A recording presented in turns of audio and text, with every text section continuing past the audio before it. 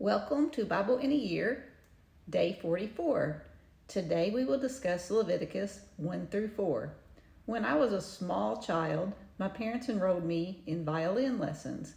They knew that if I'd stick with it, I'd value the skill later in life. After a 9-month battle, my parents gave in and let me quit taking lessons. As an adult, I regret that A, I didn't value the opportunity as a kid, and that B, my parents let me quit. What does this have to do with Leviticus? To be honest, I do not enjoy reading the book of Leviticus.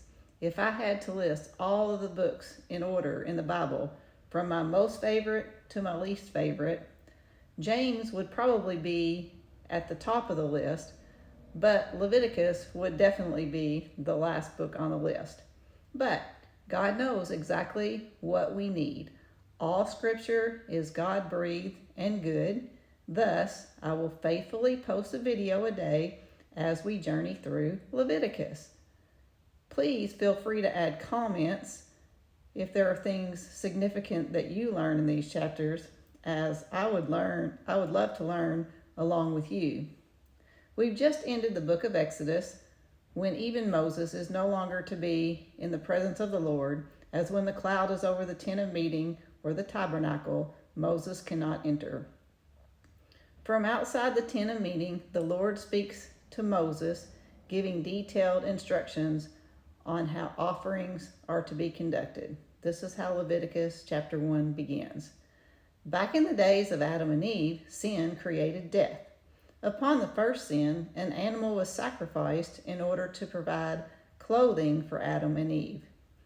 It is the sacrificial blood of animals that would atone people of their sin, and the first 4 chapters of Leviticus outlines the exact details of how these offerings were to be conducted. We learn that even if sin is unintentional, once realized, the sin had to be atoned through the laws for sin offerings. While all of these laws existed, God knew that these laws were in place only for a season. God knew that Jesus would be the ultimate sin offering and that his unblemished blood would atone for the sins of all who accept his sacrifice. In Hebrews 10, verse 14, and Romans 6, verse 10, we read that Jesus died once for all. That means for you. That means for me. Without all the rituals established in Leviticus, would we even understand and appreciate why Jesus had to die on the cross? I am truly grateful that I live in the Christian era and do not have to sacrifice an animal when I sin. Thank God for providing a way to be fully just and for us to be sanctified through Jesus' ultimate sacrifice.